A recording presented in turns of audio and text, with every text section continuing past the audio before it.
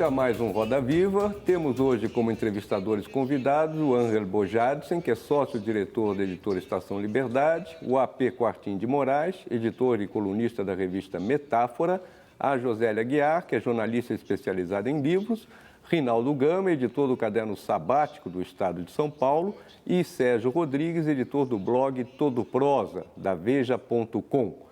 Como sempre, teremos as ilustrações do cartunista Paulo Caruso e hoje, por conta das legendas, o programa teve de ser gravado. Por isso, não teremos a participação das redes sociais. Boa noite, André Schiffrin. Muito obrigado por ter vindo. Os seus livros, O Dinheiro e as Palavras e o Negócio dos Livros, você fala da concentração cada vez maior dos capitais no negócio dos livros, criando grandes conglomerados editoriais. E o último exemplo é a Random House, que teve uma fusão com a Penguin, né? A primeira grande editora do mundo se juntou com a quarta. Isso tudo reduz o escopo das editoras, elas publicam cada vez mais os autores lucrativos. Mas, por outro lado, nós temos a internet, onde todo mundo pode se expressar mais ou menos livremente, sem muito custo. Na sua visão, essa contradição vai para que lado? Para o lado da maior expressão das pessoas ou para o lado de restrição cada vez maior do catálogo das editoras? Well, as you know, Brazil has just been hit by this merger that took place the other day in America of Bertelsmann and Penguin, which now control 25% of the American book market and now have just bought Companhia de Letras here. So that Brazil, that for many years was protected from all of this, partly by its language, is now pulled into the same global system. So we have two different questions. One is what happens in the public sphere. Book publishing means making something public. When you publish a book, presumably people know it's there, they read articles about it, they can discuss it, it can influence public opinion. It's an essential part of a democratic society. The internet is very useful in certain ways. If you live in China or in Yemen, you can use it to express yourself in a way that you can't in the press. But for most of the people in the West, when you put something on the internet, it disappears. You can hope that somebody will listen to you, but there are millions and tens of millions of bloggers. There's no way of knowing, and usually, what is on the internet. And the people who have the hope that if they put their novel on the internet, somebody will read it apart from their cousin, are always disappointed. So the effect of having something which is public, which is a newspaper or a book, or of course television, is the key to a public discourse. And the internet is very useful, especially in societies which don't have this opening. But it's not as useful as far as this public discussion is concerned. As the other media. Agora, a justificativa das grandes editoras para essas fusões é de ter um poder de pressão maior com relação à Amazon, aos e-books, fazendo com que eles aceitem um certo preço que seja mais razoável para a produção de livros. Esse argumento o senhor acha válido ou não? The complaints are valid. The solution is not the right one. I think what we have is a very curious situation where the laws that should have been applied, the anti-monopoly laws, have not been applied on the publishers, who are becoming bigger and bigger, and of course have not been applied on Amazon. So that Amazon has made it very clear, they've said it publicly, they want to eliminate the bookstores, they want to eliminate now the book publishers, they want to have a total monopoly. And that of course is incredibly dangerous. And we now see already that the number of bookstores have largely disappeared. First, because there was no law on fixed prices, which is something we can discuss later, but also because of Amazon. And that's a situation which, when I was a boy, I worked in a bookstore in New York. We had 350 bookstores. Now we have under 30, including the chains. So the possibility of having a place where you can go, look and see what's happening, hear people's opinions, have a forum of ideas, as many bookstores still try to do, that is increasingly disappear. And you have then the choice of writing on Amazon, yes, I want to buy this book that I've already heard of. But that's only the bestsellers. You look at the list each week in the Times of the best-selling books, the ones that are on ebooks and the ones that are on paper are the same books. because there's a very small list of books that people know about and will order from Amazon, which is fine as far as Amazon is concerned, but terrible as far as the public discourse is concerned. José, quer fazer uma pergunta, Sim, por favor? o senhor não parece ser um entusiasta da autopublicação. O senhor várias vezes já deu entrevista dizendo que não acredita que a autopublicação é um bom negócio para o autor. Quer dizer, de fato, não é um bom negócio? Em que situações a autopublicação pode ser boa para um autor? I think there are very few cases where a book can be published by the author and that anyone will pay attention to it. I mean, you see in the American papers, New York Review of Books and so on, there are 5, 6 pages every week of little ads of some book that somebody has published himself, and no one will ever buy them or even review them. And unfortunately, in most cases, authors don't have a very good idea of what makes sense, how a book should be edited, and so on. That's what the publishers are for. They're there to filter this enormous flow.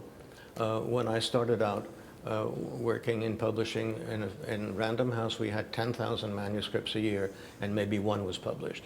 And I think that's roughly the percentage you would get in most cases, which is not to say that people shouldn't write and shouldn't try to become better authors. But if you publish an early attempt, which is what people are doing all the time, without anyone having said, look, this isn't such a good idea, then you're wasting your time.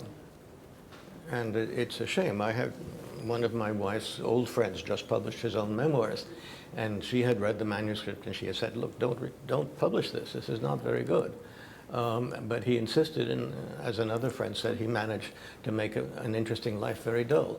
And the publishing process is one that helps an author to do something that makes sense. But without that, it's very difficult, unless you're surrounded by a group of friends who are willing to work very hard, and even then, no one will buy the book. Nessa nova configuração do mercado, o editor ele precisa agora acumular também habilidades para vender o livro. Quer dizer, ele tem que ser um editor que saiba editar bem e também vender, enfim, ter informações e um certo traquejo no marketing. O senhor concorda com esse novo perfil de editor ou o senhor acha que esses dois perfis têm que estar separados? No, publishers have always needed to sell the book, obviously. There are two, again, aspects to this. One is how many books. For many, many years, for the 19th century, the 20th century, all the publishers in Europe and America made roughly 3% profit each year. So that means if they could sell small numbers, they wouldn't go out of business. And their competitors did the same. A famous French firm like Gallimard made 1%. But they continued. Now, the problem is that when the conglomerates took over, they began to say, wait a minute, you have to make as much money as we do from television, from newspapers, from magazines, all of which made a lot of money because of the advertising. So they began to say to the publishers, you have to sell as many books. And of course, you can't change that overnight. So the first thing that happened is the publishers cut back more and more on the serious, difficult books that they published and concentrated much more on what they thought would be the bestsellers. Often they're not. So that's the problem. When Bertelsmann and Penguin got together, they said two things. One, we'll make more money from books. The only way to make more money from books is to publish fewer books. And then they'll be able to compete more effectively with Amazon, which is conceivable. But the real way to compete with Amazon is to apply the anti-monopoly laws and tell Amazon they have to be fair with their customers, because they have made it clear that they will do everything they can to destroy the other people. Sérgio, quer fazer uma pergunta, por favor? Sim. O senhor mencionou a tendência ao monopólio da Amazon, eu acrescentaria o Google, enfim. As gigantes, as empresas gigantes do mundo digital já deixaram muito claro que elas não são a fada boa do conto de fadas, né?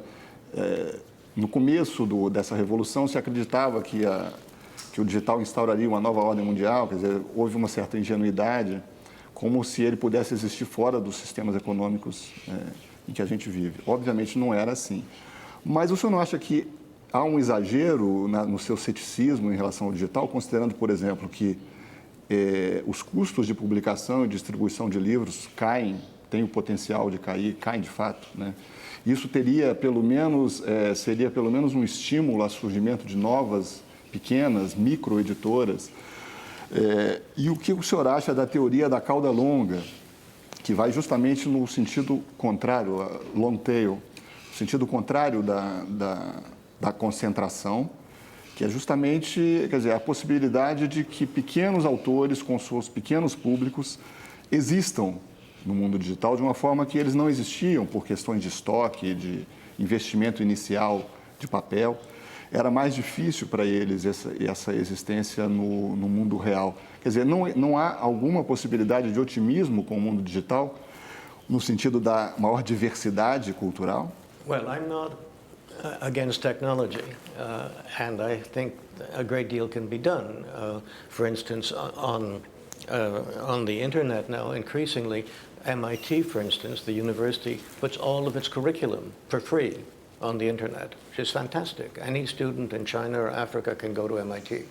So that's a potential of what's good and what can be done.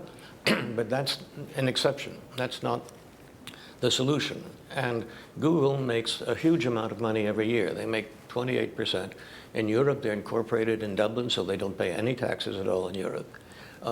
And Hollande, the new French president, has finally come and said we should tax Google on their profits, something I argue for in my book, and as we should be taxing Amazon. There is no reason why these people should pay less. Now, the problem is that the cost of a book, which is real, is not simply the paper. That's only 10% of the cost. The cost is the bookstores keep 30 or 40%. The author, of course, still gets 10 or 15%. And Amazon wants to eliminate those. And the problem, in part, is that people who have tried to publish, and there are those who have begun to publish just on the internet, get no audience. No one reads the books. And as I said, part of the reason I talked about is that publishing depends on people knowing and talking about the book existing. And there are so many books published by authors or others that this doesn't really work. So this is not to say that there aren't ways in which university presses or others could use the internet very well. In the United States now, a university monograph used to sell 1,200 copies. Now that the libraries have been largely destroyed, they can only sell 300 at most, which is the number of university libraries throughout the world. So thanks to the Mellon Foundation in America, the university presses now put all their books on the internet for free. And any library who wants can print it out. Very simple. So if you know your audience, if you know how to reach it, if you know they want your book, that's marvelous.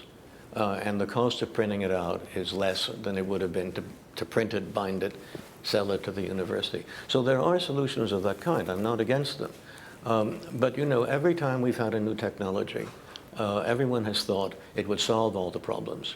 When radio was invented, everyone said, fantastic, we can get the best concerts in the world, we can get the best university lectures, we can get the highest aspects of world thought, and of course we know what radio is like now. For the most part, with the exception of programs like this, the same thing has happened on television. When television started in France under de Gaulle, you could watch a play by Sartre. Now you're lucky if somebody on a quiz program knows who Sartre is. So the same process, which is due to the financial pressures, has changed things in each case. And the question is, how do we protect the internet from those pressures? And of course, the problem is it's controlled by people who want to make much more money than anyone else, and they will use every pressure. Amazon, for instance, at one time tried to tell all of us publishers, you have to pay to be listed. Everyone protested so much that they pulled back. But if they get stronger, they'll try again. And they want to make sure that if anyone's going to make any money out of your words, it will be them. Mas isso não é basicamente uma questão de aprimorar a legislação, o aparato jurídico em torno do livro e da indústria editorial? Quer dizer, o que eu quero dizer é, a gente não vive hoje, tudo isso é muito recente, muito novo, um momento de faroeste, digamos assim, de fronteira sendo desbravada, em que os primeiros a chegar tentam tomar conta de tudo e mais tarde é que vem a civilização. Quer dizer, não seria concebível um cenário em que a internet pode jogar a favor da proliferação de pequenas casas editoriais? Porque o senhor mencionou a livraria, as livrarias antigas, né, como espaço de conversa sobre livros, convivência. Eu vejo esse espaço hoje sendo reproduzido na internet. As pessoas conversam muito sobre livros na internet, formam-se comunidades em torno de autores e ideias e tal, de uma maneira que eu acho muito mais pujante do que eu me lembro da minha, enfim, da minha juventude e tal, das conversas que aconteciam nas livrarias, né? Não é só uma questão de controlar os monstros, impedir que os monstros tomem conta de tudo, para que depois o terreno possa ser ocupado por mais diversidade cultural? Well, as I said, the question is not with the technology. The question is with the laws that apply. These are political decisions in every country. You may remember that the scientists, the Finnish scientists who worked first on the internet, using the research of the American Army, when they invented the internet, their idea was that there would never be any advertising, right? That was the essential part of the new internet. There would be no commercial involvement. And look at it now. So unless you have laws controlling, unless you have a political decision controlling the way in which these technologies are used, you're going to lose.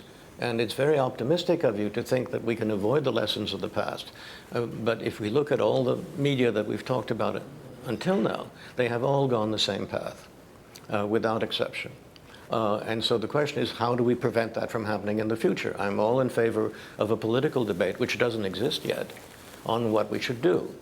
Once you do that, yes, of course, you can have all sorts of things. You can have community discussions, you can have lectures of authors and so on and so forth. But, you know, how many times, I don't know what you have accessible on the internet here, but how often do you hear an author talking about his book? Or do you have the equivalent on the internet of this program? It doesn't exist in America, certainly, in North America, and I can't think of it in Europe. So the question is, how do you use the technology? And we have, unfortunately, past experience, which tells us we should be very careful. Nós vamos fazer um rápido intervalo e voltamos daqui a pouco com o editor e escritor André Schiffrin.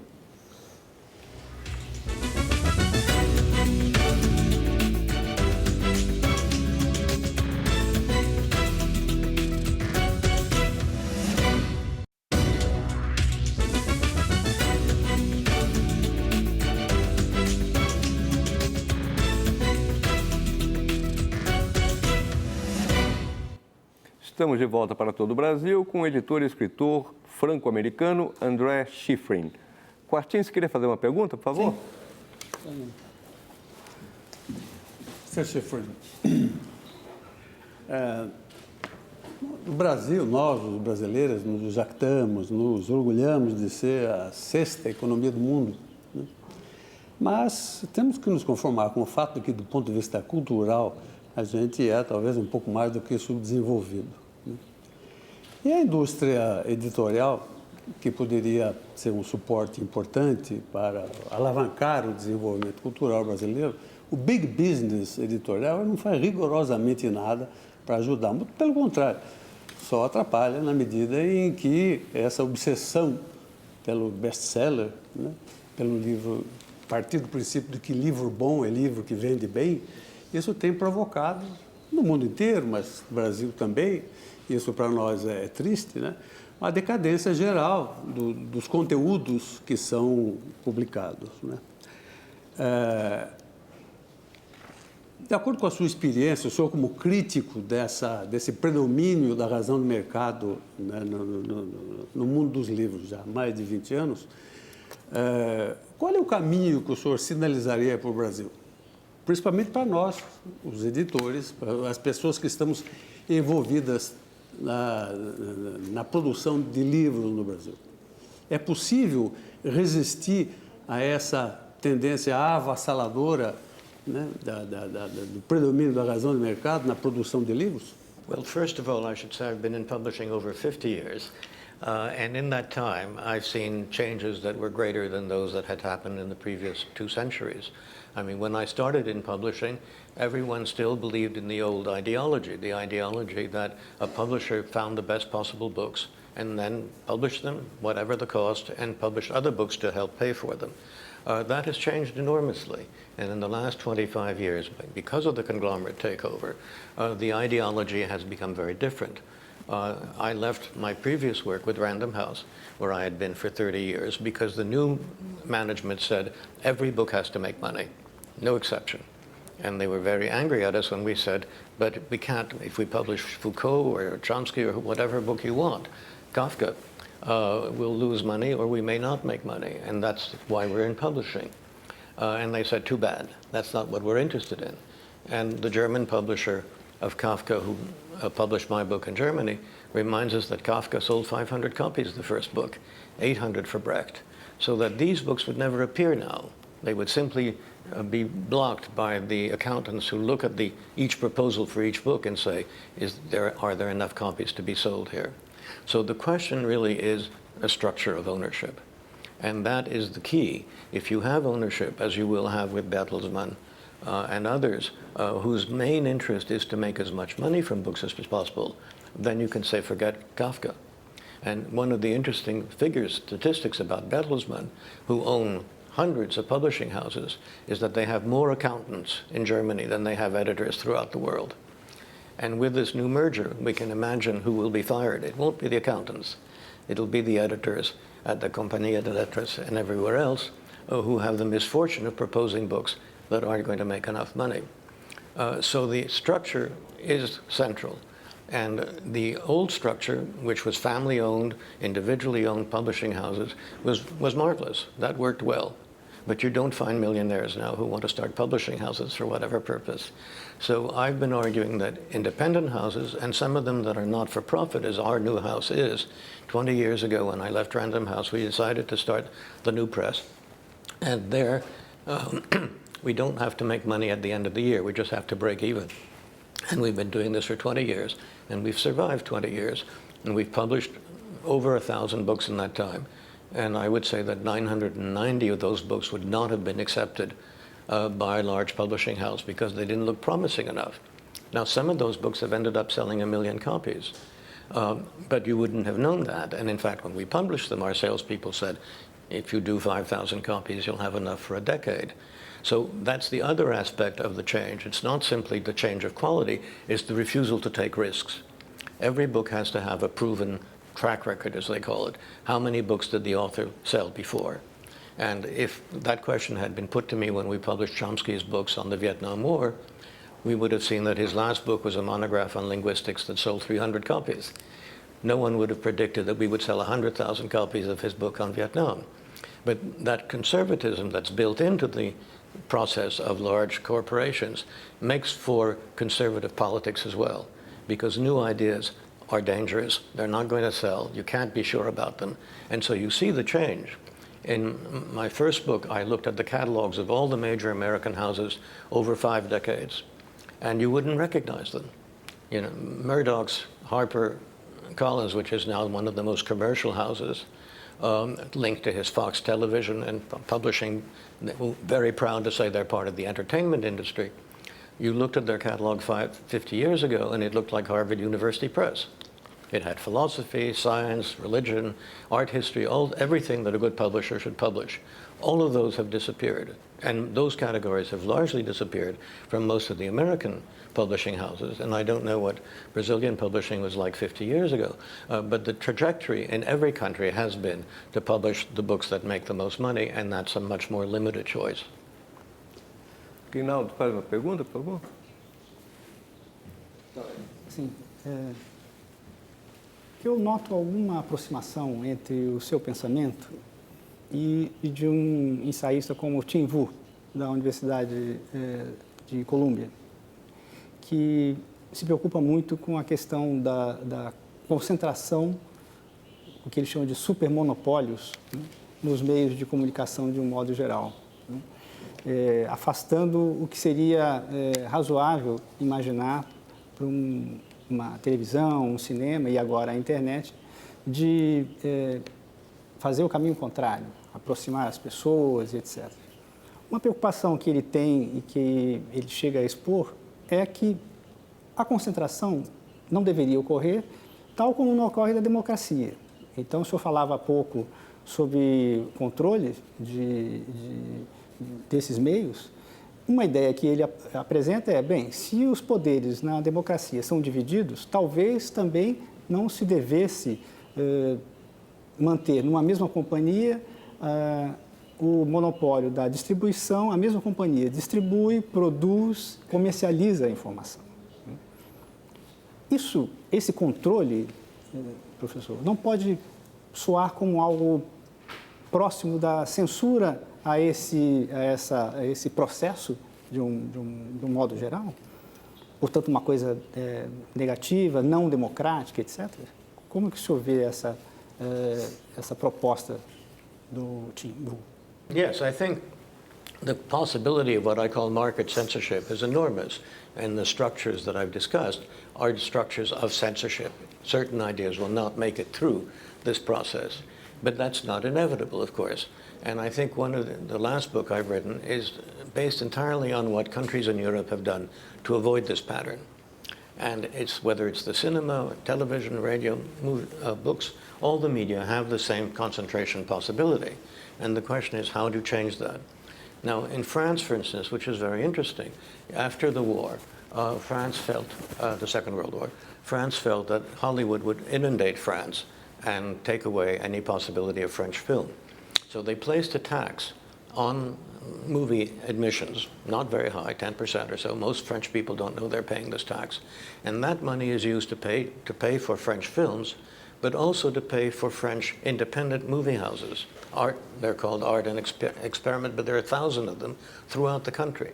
So every town in France is able to have a movie house, or several, where you can see the classics, where you can see interesting new films, where you don't have just to see what's in Hollywood. And I live in Paris half the year. I can see more Korean films in Paris in a week than I could in New York in a year. And this is also a form of censorship. I mean, in America, 10% of the films used to be foreign films, including Brazilian. Now it's under 1%. And the reason, of course, is that the new multiplex cinemas are built to minimize the amount of choice. If a film doesn't sell well the first few days, you forget about it. And so all sorts of structures are created in each medium to make sure that the choice is limited. And as I say, I think this is basically a political issue. Do you want to live with this, or do you want to change it? And that's a question that Brazil has to decide for itself. The most interesting example I quote in my book is that of Norway, which decided years ago it wanted its own culture. And in 1913, they municipalized the cinemas so that the cinemas would be not-for-profit and could choose any film they wanted. And Hollywood got very angry and started talking about Norwegian Bolshevism even before there was Russian Bolshevism. So they created a structure which exists to this day where first the cinemas and then the newspapers and then the book publishers all received a kind of help to allow them to make their own choices. Every newspaper in Norway that has opinions gets help from the government. And as a result, the leading papers in Oslo sell practically as many as the leading papers in Sao Paulo. And Oslo has 1 million people.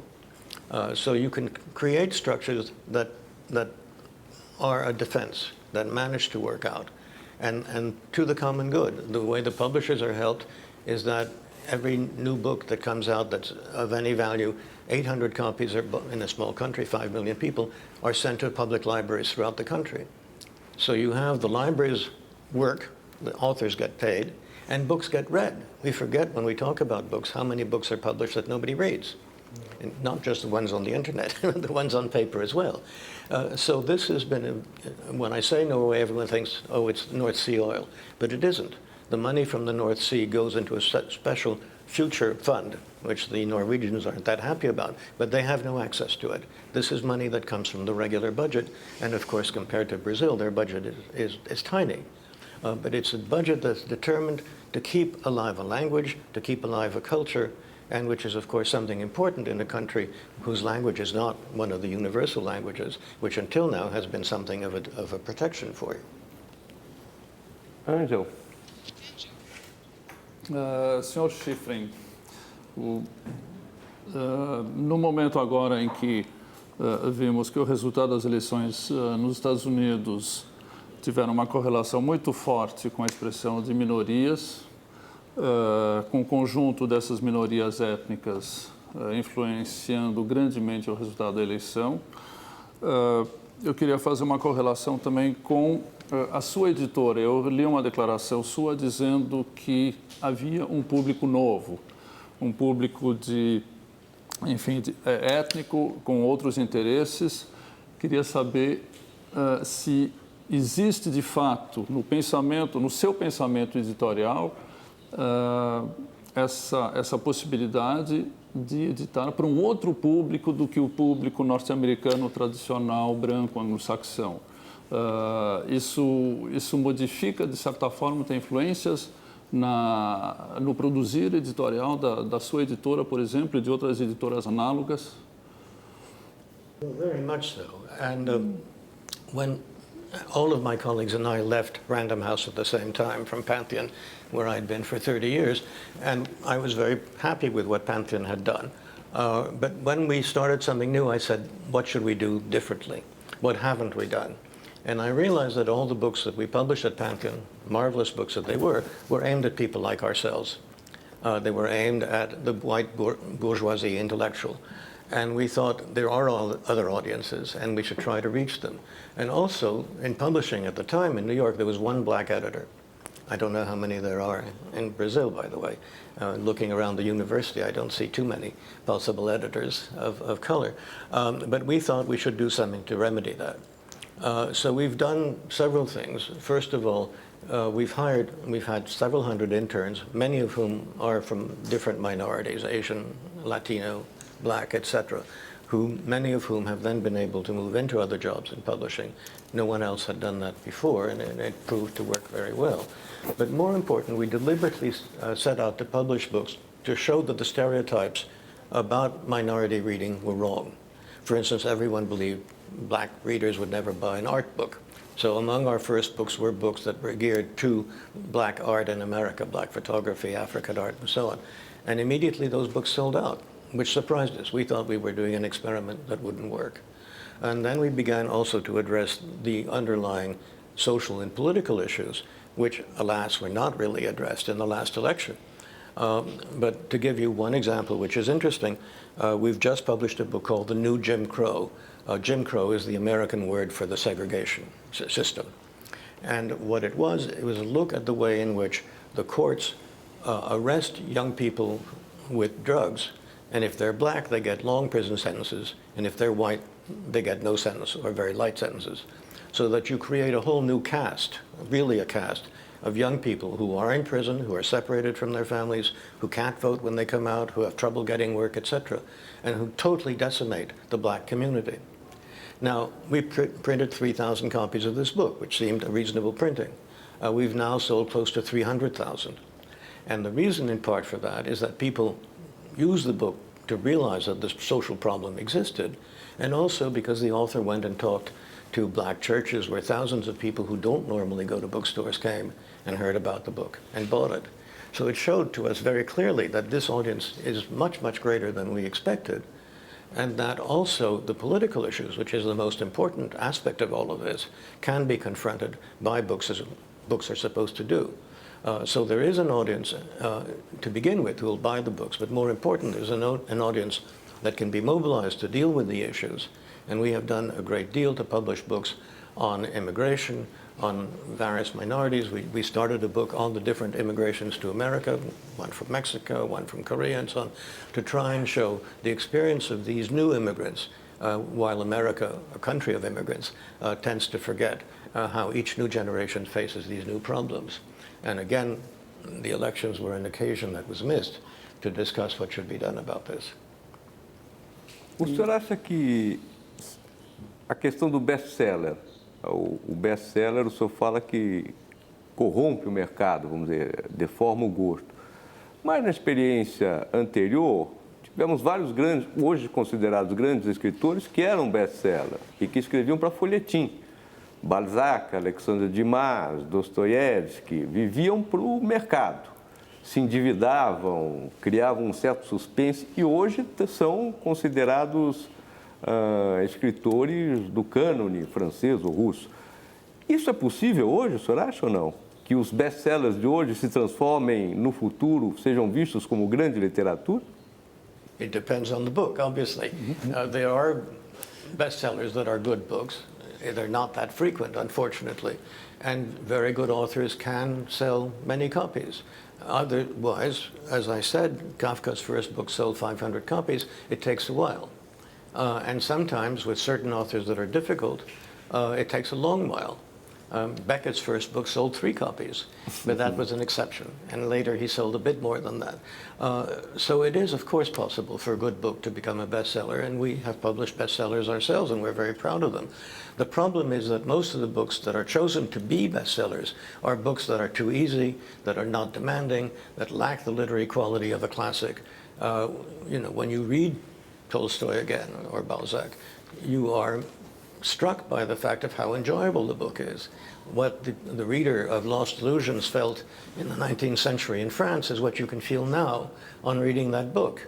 And at the same time, you'll see what publishing was like until recently. So these books that's what I read all the time. When I read something, it's a 19th century classic more often than not. And there are lots. The question is, does the system now make it possible to publish as many of these as possible or as few? And that's the difficulty, because when you make a decision entirely on how well will this book sell, and it's the salespeople who make the decision now in every publishing house, you're not likely to come up with many new Tolstoys and Dostoevskys. Tá certo, nós vamos fazer mais um breve intervalo e já voltamos com André Schiffrin.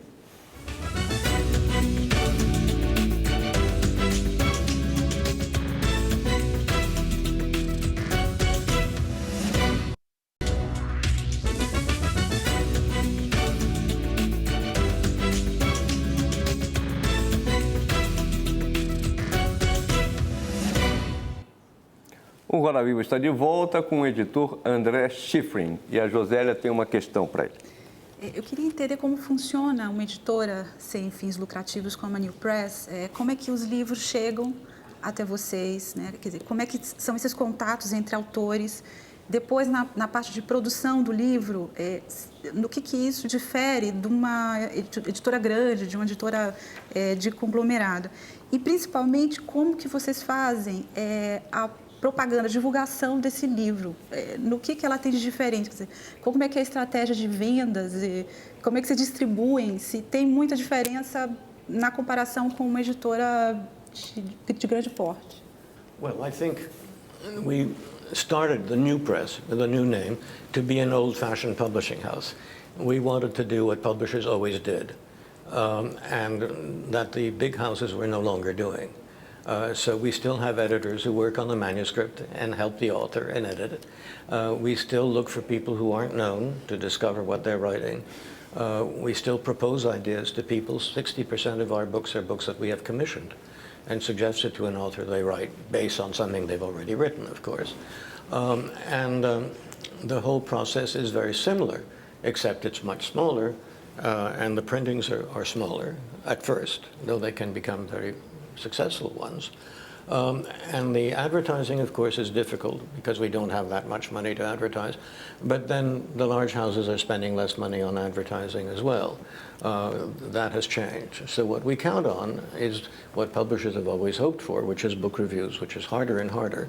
Half of the book literary supplements have disappeared in America in the last few years. And also that the internet, which of course can be very helpful in discovering a book and talking about it, though it doesn't do it as often as we would like. And then the classic word of mouth.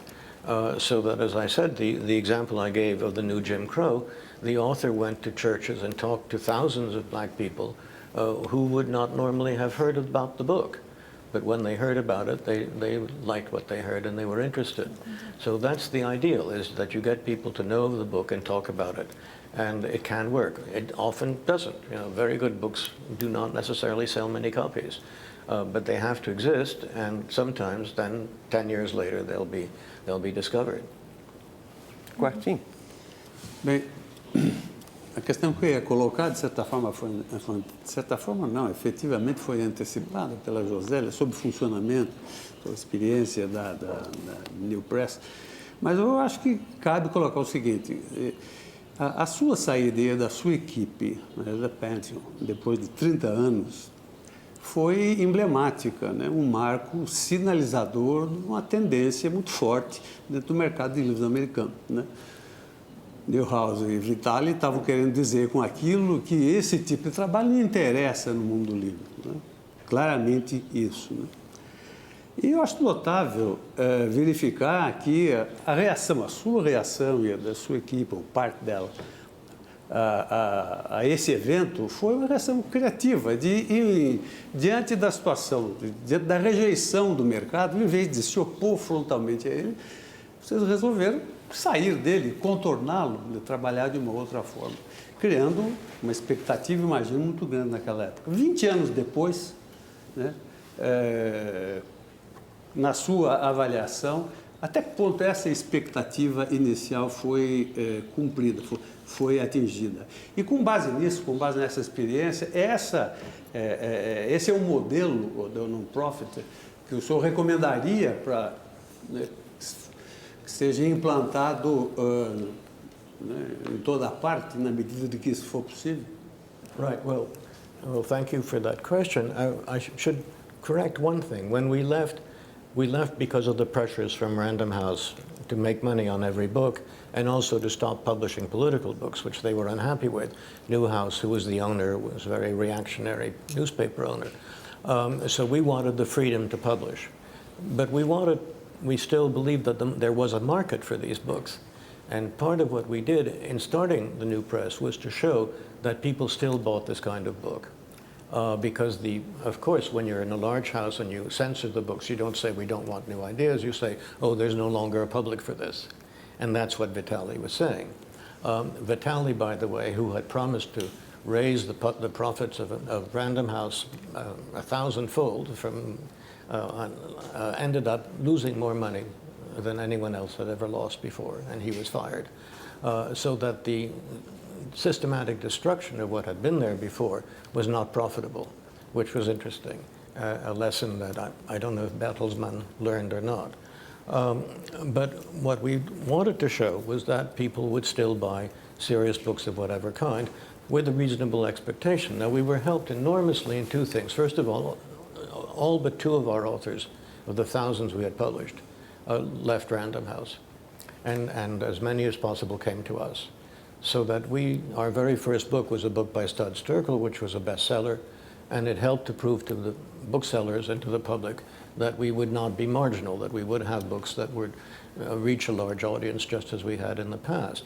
And that was very important because the loyalty of authors is something that doesn't exist for the most part anymore because the agents try to sell each book to the highest bidder. We found that we could count on the help and backing of the people we had published in the past. So in that respect, it was a collective effort. It wasn't just the editors, it was the authors, and then gradually the booksellers, who of course wanted to show that our argument had some strength. I think being free of the pressures of stockholders to make 10, 15, 20% a year is an enormous help to publishers who want to publish good books. And I'm very pleased to see in France and in England and in Germany that there are a great many small independent publishers coming up, mostly started by young people who had been working in big publishing and knew that this was not the way they wanted to spend their life and wanted to try. So now some of the most interesting books in France are published by these small publishers, some of the best translations and so on. And that's to some degree the case in the United States as well. So I think at my age, seeing young people wanting to start and do what we did is the most encouraging thing. But on the other hand, then there are people who will say, well, what are you complaining about? The good books will appear anyway, and why criticize the big publishers? And the important difference there, of course, is that we don't have the money. We have 1% of the market at most in the US and in Europe. It's a very small percentage of the books sold. It's a large percentage of the interesting books, but it's a very small percentage of the actual sales, and it's harder and harder for the independent bookstores to find a place in this world, which is the reason we exist. So the other thing which I should mention is the question of time. My last year at Pantheon, the New York Times each year has a list of the 10 most important books, and we had 2 of those books. Both of them had been commissioned. We had paid money to the author 25 years before. And they had taken a long time, longer than I would have liked, to write their books. But we had had the patience to wait. Any accountant could have told us, and did, 25 years at 4%, you've lost your money, forget it. But both of those books came through. One was A Life of Garcia Lorca, which I'm sure was published here, and they worked. But publishers now don't have the time. The big stores will say, will judge how many dollars per square meter per hour do you make. The people who run the large chains come from the department store world, where that's the calculation you make. And if the book doesn't sell in the first few days, it goes to the back of the store. And if it doesn't sell in the next few weeks, it goes back to the publisher. And the return rate in America is now 35–40%, which is disastrous. So the not-for-profit publisher is able to withstand this to some degree. And that degree makes all the difference in the world. Ângelo, você queria fazer a sua pergunta? Sim, quer dizer, ficando no tema da Josélia e do Quartim, enfim, de como uma editora independente, na realidade norte-americana pode vingar, nós temos uma realidade aqui muito dura também. Quando tem a afirmação que nós representamos uma editora, ou esse tipo de editora, como a do Schiffrin, do New Press, e suas congêneres representam 1% do mercado, é um dispêndio de energia tão grande para os editores, para as equipes, trabalhar no sentido de ocupar esse 1%, que a gente se pergunta se a gente não está entrando realmente numa cultura de resistência. E isso afeta, o psicológico das equipes nas editoras. Eu percebo isso claramente conversando com colegas meus. Nós montamos também um grupo, uma associação de editoras da bibliodiversidade, para pegar um termo que está entrando na moda. É importante lutar pela bibliodiversidade. As editoras pequenas trabalham muito por isso, têm uma função grande a cumprir. Elas estão muitas vezes na primeira linha dessa renovação editorial. Mas se você não consegue trabalhar, quer dizer, se firmar no mercado, se você não consegue, como pequenas editoras ou editoras independentes, ocupar, que seja esse 1%, mas no Brasil é um pouco mais até, o que fazer? Quer dizer, essa aceitação da cultura de resistência, a gente pode pensar no Fahrenheit 451 do Ray Bradbury, onde as pessoas se escondem para ler livros impressos, e isso se vê hoje nas escolas um pouco já, em que está fora de moda ter um livro em mãos para ler. Tudo bem, no tablet você ainda pode ler um livro, mas o livro físico em mãos está ficando um pouquinho esquisito, né? As crianças ficam um pouco estigmatizadas. Então, essa aceitação, interiorização da cultura de resistência é um negócio que preocupa e que eu vejo entre meus congêneres. Eu gostaria que você comentasse isso, se possível. Quer dizer, até que ponto a gente está entrando, e vocês também, numa postura muito defensiva, né, na medida em que a gente tenta preservar o métier de editor nos moldes antigos. A gente estava conversando sobre internet, sobre outros suportes, outras formas, aí é outra história. Mas eu imagino que os editores de certa idade têm também uma certa dificuldade, uma certa inércia também de mexer, de lidar com novas mídias, né? Of course. I mean, no one said this would be easy. And I'm interested in your using the word of biodiversity because, as you may know, people talk about bibliodiversity. And the need, and this is an international phrase now used more and more, especially in the Spanish-speaking world, of having the diverse elements of thought available, even if they don't become the dominant ones immediately. So I think there are two things that first of all, I don't think there's anything wrong with the culture of resistance, especially if you're resisting something that you don't think is very good. But secondly, I think if you think in the long term, the books will last and the ideas will come through. And I think that many of the people that you publish and that we publish will have an influence and an importance for many years. We have the advantage that universities still buy many of our books, or at least parts of the books, and that becomes part of the curriculum, and that becomes part of the way the next generation will think. And I think that's extremely important. There has to be an ability to come up with new ways of looking at the current situation, or people won't know there are any alternatives. So that, I think, in itself is enough of a justification for what we do. The share of the market, as such, is an artificial concept, because that means you're competing with all the cookbooks, you're competing with all the travel guides. If you're competing with the books that have ideas, then your share is much more than the 1% that I'm talking about. And that depends, of course, on the other media. And part of the problem, of course, is the degree to which the newspapers and the magazines deal less and less with the ideas that should be discussed. The last book I have talks about the degree to which the press, at least in North America and Western Europe, has been hit by the loss of advertising, which used to support it. And I think we have to begin to ask, what other sources of support are there? I ask it for books, but I ask it for the newspapers. I mean, one of the things I suggested was that there should be a Google tax to help pay the newspapers for all the news stories that Google steals from them every day. They never pay a penny, they refuse to. And yet, the reason that people stop for a minute to look at the Google screen when they turn it on is that it has all the news from all the newspapers.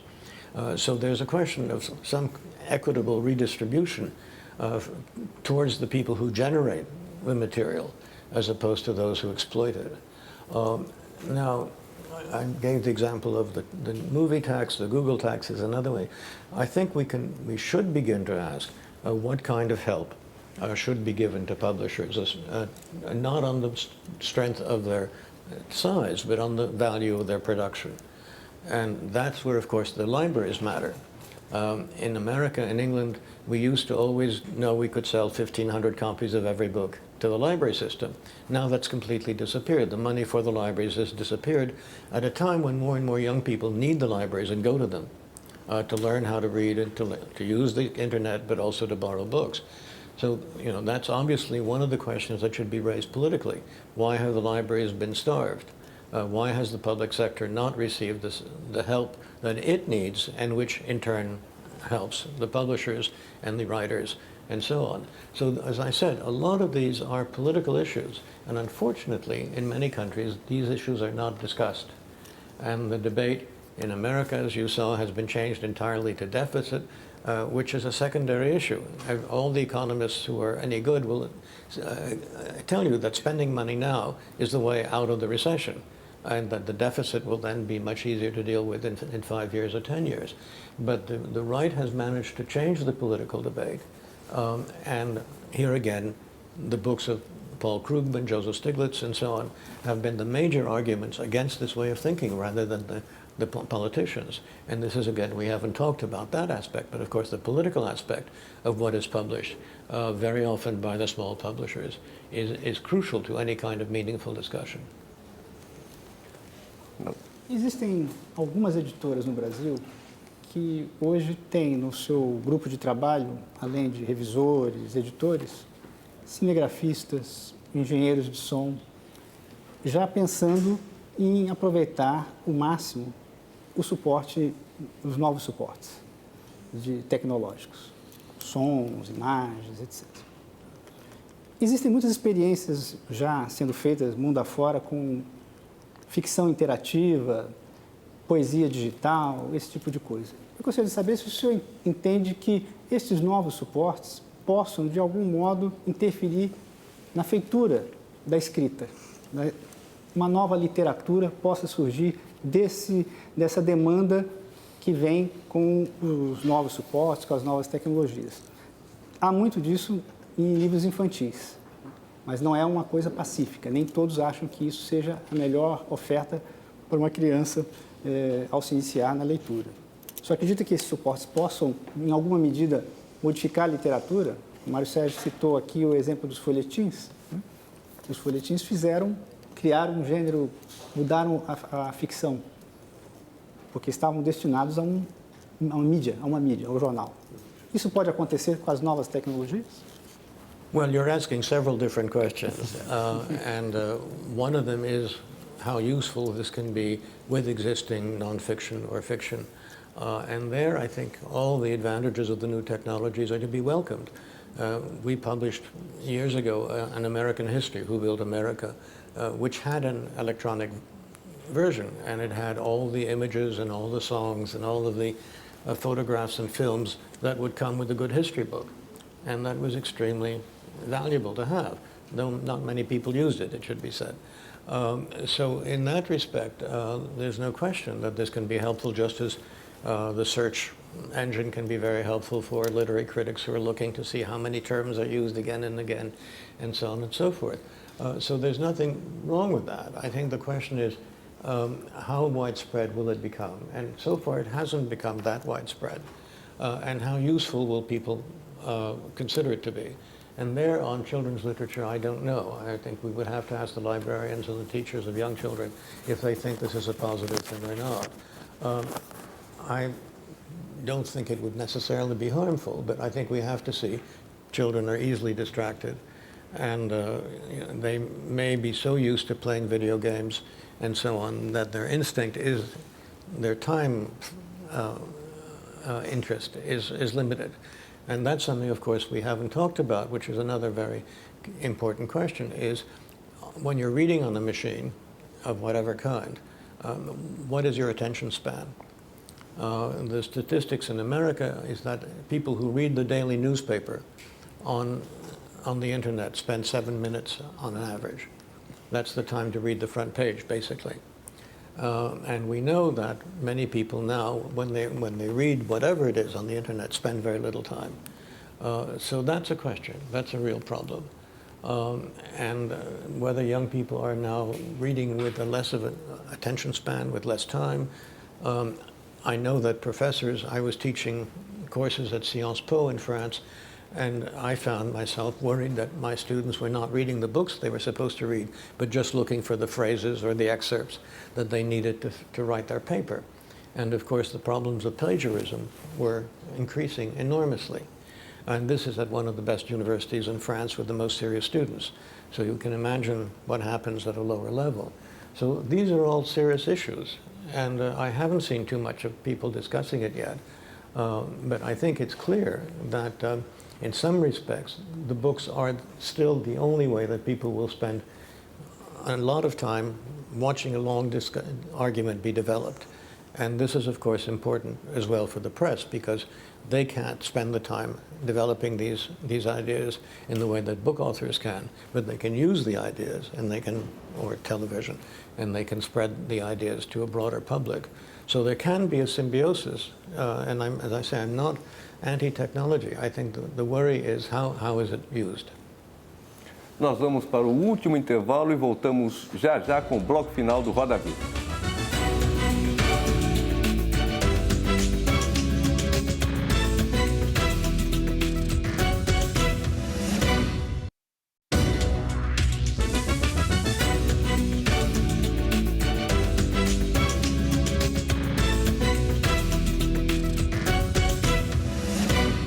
Voltamos agora para o último bloco do Roda Viva com o editor e escritor André Schiffrin. André, o seu pai criou a Pleiade e depois passou para as mãos da Gallimard e virou... A Pleiade foi criada, inclusive, para editar clássicos num preço popular, de uma maneira popular, e depois foi mudada, inclusive seu pai participou disso, e a biblioteca da Pleiade virou uma instituição, ouso dizer mundial, porque é uma coisa, todos os clássicos estão lá, tem todo um aparato em torno que recria o mundo onde os escritores viveram e escreveram. É uma coisa muito cara também, né? O papel bíblia, capa de couro, toda aquela coisa. Ou seja, não é para pequenas editoras aquilo. Aquilo requer um investimento grande de pesquisa, de produção, de feitura de todo o aparato, o levantamento dos manuscritos. Ou seja, existe ainda, pelo menos na França, também nos Estados Unidos também, a Modern Library, um espaço para a grande editora fazer uma coisa séria, que não é um best-seller imediato, mas vai perdurar durante o tempo. Isso também está em risco? Isso também as grandes corporações podem abandonar isso? Seria isso uma tarefa do Estado fazer, financiar esse tipo de empreitada, como a Pleiade? Porque num dos seus livros o senhor fala, olha, talvez o Google deva se tornar público, não possa ser uma entidade privada, tenha que ser, em parte, estatizada. Essa é a minha pergunta. A grande cultura pode resistir também ao mercado ou é o mercado que vai salvá-la? Well, first of all, I'm pleased that you know my father's work, and it started out to be books that were not going to be that expensive.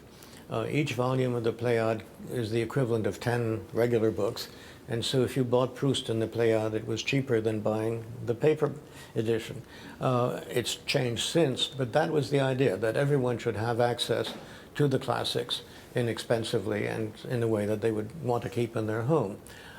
It's interesting, in America, when there was an attempt to follow the Pleiade, something called the Library of America, which was a straightforward copy of it, that was done by a foundation. There was no American commercial publisher willing to take it on. And it still exists, and it works very effectively, but it is a not-for-profit foundation. So I think that, as of course most of the university presses are supposed to be. So I think there are all sorts of ways in which the form that you need is the not-for-profit or foundation or whatever. But the Google question is something else, and it's an important one, because Google had a plan to photograph every book in every library throughout the world and then make it available, which is a marvelous thing. But it was also a plan to privatize the world's history and knowledge, and that is not a good thing. And Professor Darnton at Harvard has written much on this, and he has argued, and I'm convinced by him completely, that this is something that should be done by the government, by the Library of Congress in America, or by the French National Library, and so on and so forth. And that is what has happened in France after Google began to photograph all the books, digitalize them. The government finally realized that, no, this should be the government's responsibility, an extension of what libraries normally do. And one of the reasons is that I had a debate in Paris with the second largest French library that had made a contract with Google to photograph its 5 million books, digitalize them. And I said, in your contract, is there any limit on what Google can do? If they decide to charge money for every book, if they decide to put an ad for Coca-Cola on every other page, if they decide to sell the name of everyone who borrows a book, can you control them? And they said no. So you had given carte blanche to Google to exploit the world's greatest resources and to decide in the future what they wanted to do. And as we know, part of the money that comes from Google in part is selling your name to whoever can use it. And that's an extremely dangerous new use of technology. Google will be able to see what you're interested in. They know exactly what you've looked up. They know what you buy. They know where you are. And in future, with GPS, they will know exactly where you are, because that's part of the plan. They'll be able to telephone you on your telephone and say, we see you're next to a Starbucks, don't you want to buy a coffee? So that's an intrusion by technology that if the state were involved, we would all say, this is Orwell. But with Google, everyone says, oh, well, it's progress. So I think that's, again, one of the problems we're talking about. One, the privatization, and B, the control over the interior life of a culture that we're freely giving to monopolies without any control over how they will use it or what they will do in future. Eu gostaria de emendar uma pergunta que é sobre essa questão do papel do Estado na preservação da diversidade cultural e na correção de distorções que o mercado termina por incorporar esse processo. O senhor, obviamente, admira muito o exemplo da Noruega, que foi citado aqui, em que o Estado subsidia a produção cultural como um todo e tal, já há muito tempo. Eu não tenho muitos detalhes sobre esse modelo norueguês, mas, em princípio, me parece uma ideia perfeita. Imagino que funcione lá, uma vez que está se resistindo há tanto tempo, não é? Mas a ideia de que o Estado corrija as distorções do mercado, que o mercado não pode ser o árbitro supremo e absoluto da questão cultural, porque a cultura é um patrimônio público, me parece indiscutível, né? Ou pelo menos bastante defensável. A minha questão no caso do Brasil, esse subsídio até já existe, no caso das editoras, não diretamente, mas indiretamente, porque o Estado é o maior comprador de livros do país. Talvez só falte uma certa transparência nesse processo. Tem isenção de impostos. Tem isenção, tem a Bolsa de Tradução da Biblioteca Nacional agora, que é uma velha reivindicação dos escritores e dos agentes e tal. Quer dizer, o Estado interfere bastante na questão editorial. A minha preocupação é mais na questão da imprensa. Como, num país certamente menos maduro politicamente do que a Noruega, como é o Brasil e como são os países da América Latina em geral, como evitar que essa ingerência estatal se transforme em mais uma forma de censura e opressão, no caso, por parte do partido que está no poder no momento? Well, obviously those are important questions, and I don't think we should think of it as the state interfering. The question is, what are the ways in which the money that is being spent anyway can be channeled to help? Now, the model that I quote in the book is the model of the BBC. The BBC receives a tax on every television set, and it doesn't go through the state. It goes around the state to the BBC to help pay for the broadcasts, so that this BBC has been able for whatever it is, 100 years practically, to be independent of government control and is on the whole free of propaganda, I must say. Compared to the British newspapers, the BBC is fantastic. So the question is, how do you find ways that do not involve bureaucratic interference, but give support that is what you need? And the French movie tax is another example. I've never heard anyone in these, whatever it is, 60 years, say that there's a political influence on the French cinema, that only certain films in favor of the government have been made. That doesn't exist. And it is the film people who actually spend the money and use the money the way they think is best for their industry. There may be criticism of that, but they're free of the government. So I think what we're talking about are indirect ways to help. And obviously for a country like Brazil, if you buy books for libraries, if the state gives money for the libraries, gives books for children, gives universities money so that the students don't have to buy the textbooks that they need, those are all indirect ways of helping, which I don't think anybody would object to, and which should be free of any political interference. Now, you've gone through a period of intense dictatorship here, and obviously one thinks twice about a state having gone through that kind of experience, and that's perfectly understandable. But I think the American expression is the firewall. What are the walls that you can create that guarantee the independence of the media and create a more critical and open media? One of the things I've suggested is that if you have a tax on the advertisements on Google and use it to help the newspapers, that will allow the newspapers to maintain independence and allow them to do things that they don't do. I mean, I looked in today's newspaper at the book section of the FOIA, and there's only one page on books. El País has 16, 24 pages every week, and a much smaller population. So even the newspapers could use some help in maintaining a role which would help the publishers, which would help the authors, and which have the domino effect of a positive nature. If you have a decent book review press, the publishers are able to do better books, there's no question.